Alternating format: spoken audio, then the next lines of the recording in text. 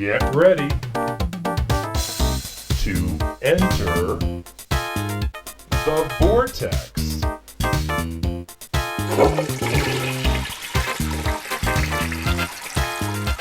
The Anal Retentive Housewife, starring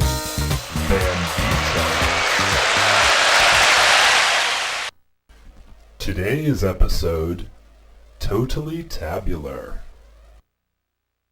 Evening, and welcome to another exciting episode of the Anal Retentive Housewife. Today's episode is called Totally Tabular, and we're going to talk about index tabs, and we're going to discuss how to organize binders, because binderology is a lost art, frankly. People think just because you stick tabs into a 3-ring binder that somehow you're going to magically come out with a superior product, and that simply is not the case. So we're going to start off showing you the different types of tabs that you can purchase or snarf from your workplace location. And let me see here.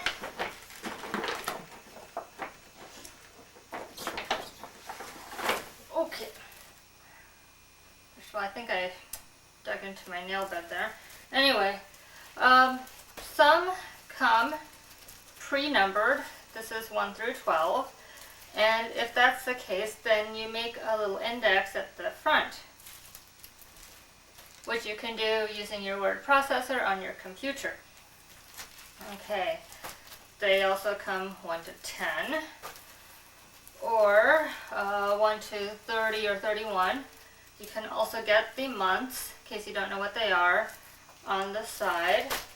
And you can get those in the colors of the rainbow or just plain white.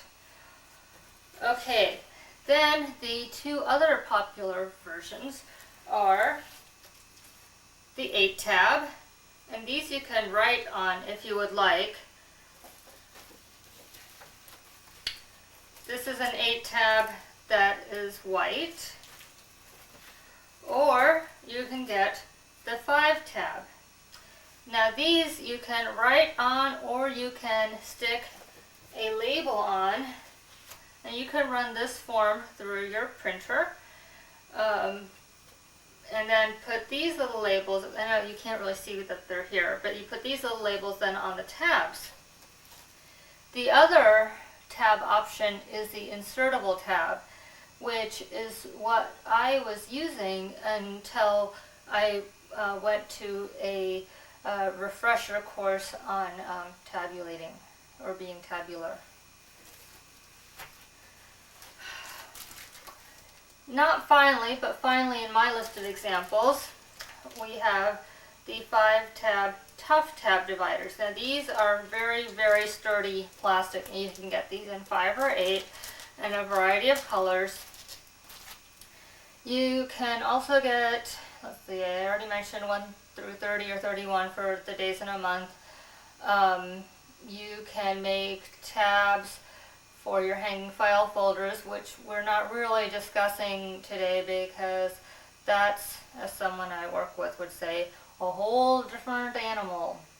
So I'm going to start off with showing you an example of something I did at my place of employment, and then we're going to go ahead and organize my activity bag, which is where I keep information on classes, activities, things I need to look into, things I need to do a little bit of research on. Basically my to-do binder, as it were. First of all, you want to always get the right binder size for the job. Don't want it too big, because then you're frankly wasting space. And you don't want it too small, because then it's going to be overstuffed, which is going to break yonder spine. I recommend the clear view binders. Standardize on one color, or if you must have two, black and white are the preferred ones. Let's see. Yeah, that's pretty much about it. I also get these little um, things that you can just stick onto the side of on a spine for binders that don't have the clear view on the front, back, and side. Now then, I also get the slant D-ring, and the reason for that is because it holds more paper and is easier to view your binder.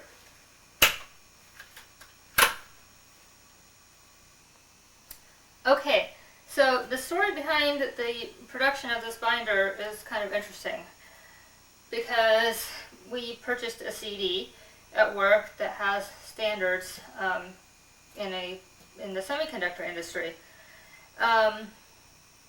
And then we had the CD, which I then put up on the server, which you're allowed to do as per the license agreement. And then my boss says, "Vandita, can you print these out for me and put them in a binder? And then I'd also like some copies for some other people." And I'm like thinking, this is a huge waste of paper because it's on the server, and if somebody wants to look at it, they can print it out themselves and thereby saving a tree or two for use later. Anyway, so I'm like, yeah, whatever, thinking to myself, freak, dork. I'm just joking. Anyway, so these are the standards that were highlighted for me to print out. So I printed them out, put them in alphanumerical order, and you'll notice I used the same color scheme for each tab. Now I could have done, all white and then the rainbow colors and then the pastel rainbow and so on. But by doing that, it would ruin the uniform look of the binder. And then all you have to do is type these into your template, and Avery, for example, makes a bunch of templates that you can look at through your word processing software. Just stick them on, put them in. Make sure when you 3-hole punch that you use a 3-hole punch that is properly aligned, because that's the other thing that my boss does. He seems to use the 3-hole punch that nobody else uses, and so his papers are always a little off kilter, Anyway, so make sure it's aligned properly. And in order to make this an extra challenging job for me, I decided to go ahead and print a cover page for the front and something for the spine. Because if you have a cover page on the front and you don't have anything on the spine, how can you possibly tell what's in your binder collection? So I did that. Okay. Now we're going to look at my little to-do area, but first we'll enjoy a refreshing beverage. By the way, I am not sweating, I'm just glowing and glistening and looking, sultry or something, but I am not, I repeat, not sweating. I do not sweat. Okay. This is my little Hippo crap bag that I take with me. Usually it just gets left in my car, and occasionally I take it out. So what I do with each activity, to a certain extent, is I put it into a sheet protector. And I recommend only using the PV119G, and that's, I think it stands for polyvinyl, and then 119G is the mils of thickness or something like that. Anyway, but they're clear, they can hold more than one sheet of paper, and they won't break on you. These will last you a lifetime, but they're not so heavy that you're doing overkill. You can purchase special tabs that will overlay this, so you'll get a tab specifically designed for sheet protector type items. So, and this will help me in the future too. So I'm going to create a separate binder for my company expense report. So we're going to put that to the side. And let's see. I am volunteering at the Siebel Classic. So I've printed out some general information. And if I remember properly, I have another stash of information for them. And now I'm not seeing it, of course. Nope, not it. Not it. Not it. Of course not. Okay, so this is volunteer information. Then I'm going to take some classes at the local university, Stanford. So this is the course catalog, which I like to keep alongside my online registration. So that goes behind that. And then this is related, but not quite, is their Master of Liberal Arts program that I might possibly be interested in. So I'll put that together. Okay, then I'm doing some research for my own personal business, so I needed to do a trademark search. So that's here, and then I'm also going to put that with the website information that I have for that. And then we'll just put it here. Okay, now then, I have, okay, and here's my official enrollment from Stanford, and again, that needs to go with the catalog and other information. Alrighty, okay, I like to take classes through the Parks and Recreation departments in the various cities because the classes are actually quite cheap, and they're also fun, and it gives me something to do in the evenings since I have no social life. So I have a printout of the classes, and then what I usually do is I also put a copy of my registration form, which apparently I have not filled out yet, along with any other information about the class, together with the catalog from the various communities. Here, I think I have it. No, and of course I can't find that either. Oh, there we go. Okay, now, I've already mentioned on another show, I'm not a licensed tax practitioner, but I'm helping my parents out with some information because they seem to owe money when everybody else was getting money back. So they're asking for my expert advice, and then, you know, I might possibly, you know, get like some sort of a, you know, incentive bonus from that. Okay. Alright. Now then, I have stuff for my show that you're watching now, and all that gets put into a separate section like so. And I also carry around a couple of extra sheet protector envelopes because you never know when you're going to switch activities or, you know, reorganize. And so this way I just have everything. And to really be detailed about it, you only want to put 2 sheets in each sheet protector, you know, front and back.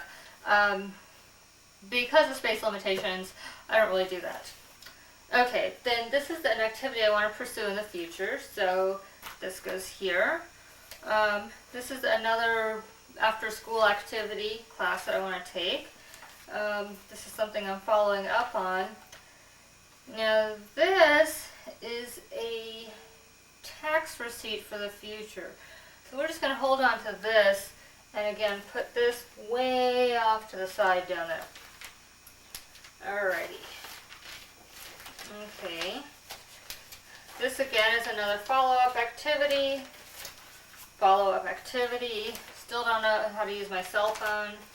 And I always keep one thing, sheet protector that's sort of like an empty, but it has like little white tabs that in case I make a boo-boo somewhere, which I wouldn't do, but in case I do, then I can just put this over it. Okay, so now, and this I don't need. Oh, here's the other Siebel Classic information. It's always where you last look, isn't it? And I don't know why I couldn't see it there before. So again, we just put it in here, like so. And, uh-oh, looks like I've already violated rule number 1 of mine, which is get a binder the size of what you need. And I'm going to make the tabs professionally offline because I don't want to go through the whole rigmarole of doing that and bore my audience because they bore you enough already. But what we're going to do is we're going to count how many tabs I'm going to need, because that way I can plan out if I'm going to get the, the 8 tab or the 5 tab variety. And then also, it looks like I'm going to need a bigger binder. Probably a 1-incher will do fine. And then you can notice on the cover here, instead of having a title, because I know what this binder is, this is my working binder, I just keep class schedules. So let's see, 1, 2, 3, 4, 5, 6, 7, 8, 9, 10, 11, 12, 13. Okay, so we have 13, and because I know that this thing is going to change and grow, what I'm going to do is I'm going to grab, oh, I don't think I have to.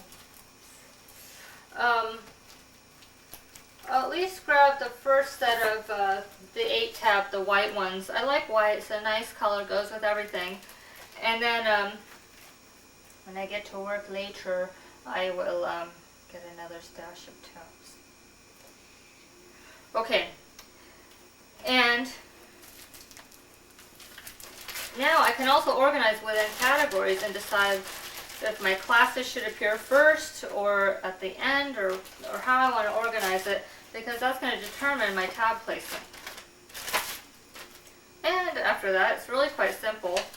The instructions are always on the back, and then if there's one of these included in it, you're all set to go. So, and you probably want to do an order of priority. Right now I'm just going to do it in order of pile.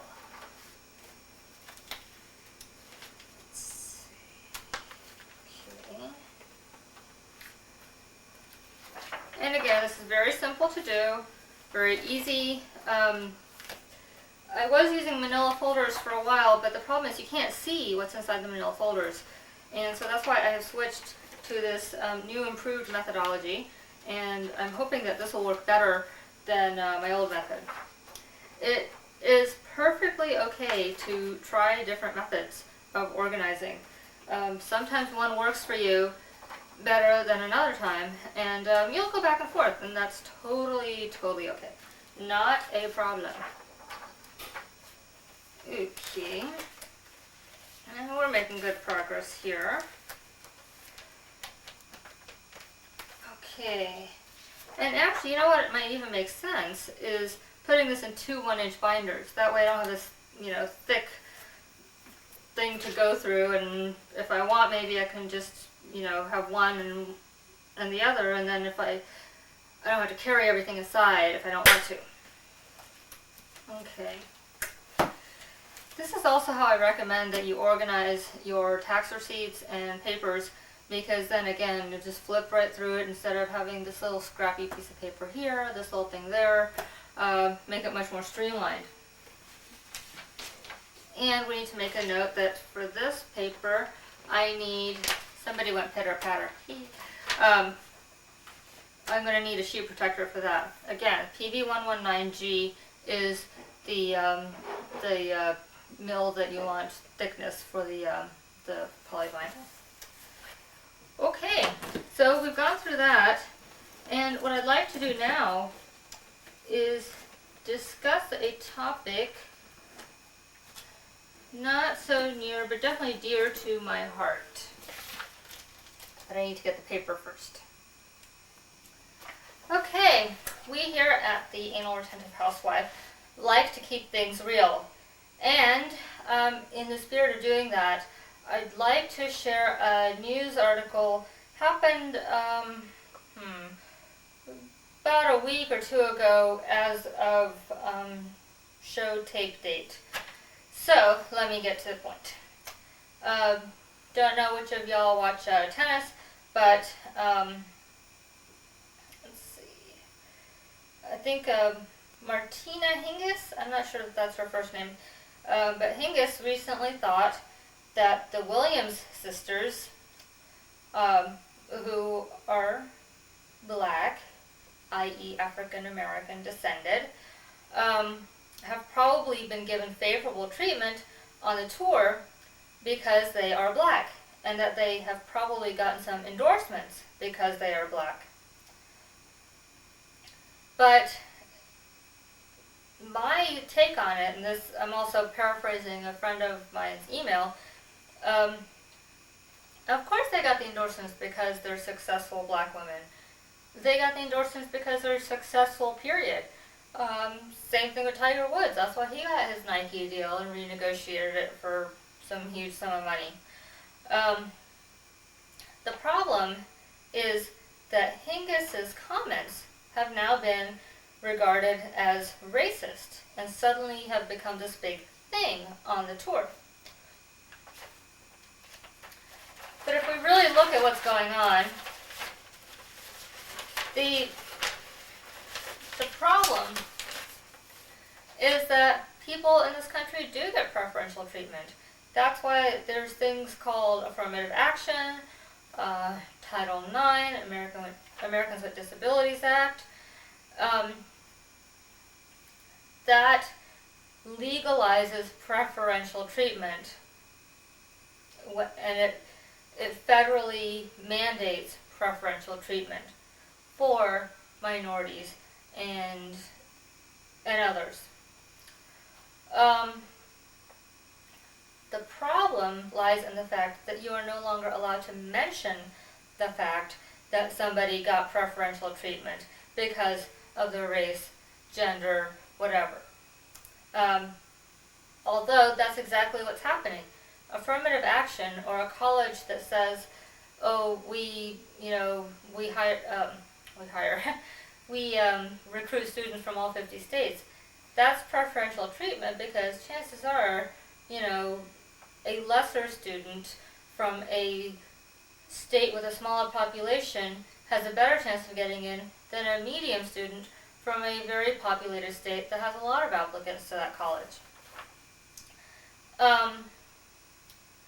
But the problem is people are getting that preferential treatment, and yet you're not allowed to mention it because by doing that, you yourself are called racist or sexist or biased in some way. The problem here is people don't really say things the way they are, and that's something that I've always tried to maintain here, is that whether my opinions are right or wrong, they're my opinions, first of all, and I have a right to say them, First Amendment, but also I like to think that I say it like it is, at least from my perspective. I mean, so why should I, sugarcoat something or say it in a different way, because I'm not trying to hurt somebody by saying something, but I do want to get my point across in the best and fastest way possible, and that means being direct. Shortest distance between 2 points is a line. It's not a curve, it's not a swivel, it's a line. Preferential treatment and discrimination is the other word for it, is natural in life. I like people that I know,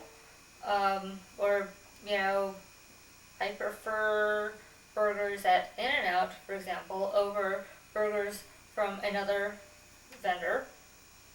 That's okay. But if the government told me that I had to eat at In-N-Out, I would not do that. If they told me that I had to eat at another burger joint, I would not do that because it's not something that should be legislated by the government. I'm a big believer in states' rights and a big believer in letting people mostly govern themselves. It does not mean, however, that I'm libertarian. But the point is, Ms. Hingis said something that was true, and because she made a statement of fact, it is now being held against her and being called racist. So if I said, oh, I got into my college because they had a policy that year of admitting more women than usual, or they made it their policy that year, and therefore somehow I got in under lowered standards. While I would like to think that that's not the case, and I could certainly hold my own with any of my fellow graduates, it may be true. Maybe I got an opportunity. If that's the case, hey, I'm not shy about applying for that kind of program if it helps me, and I will admit that I got preferential treatment. But people now want you to think that they got into college or got a job based solely on their merits, or they got into medical school because they somehow were better students. And you will find time and time again that that's not the case. They got in because they look a certain way and they're from a certain place. That's all it is. All it is. So I believe in calling spade a spade. Alright, that's our show. I'm the Anal Retentive Housewife saying it's not just a show, it's a way of life. See you at the In and Out.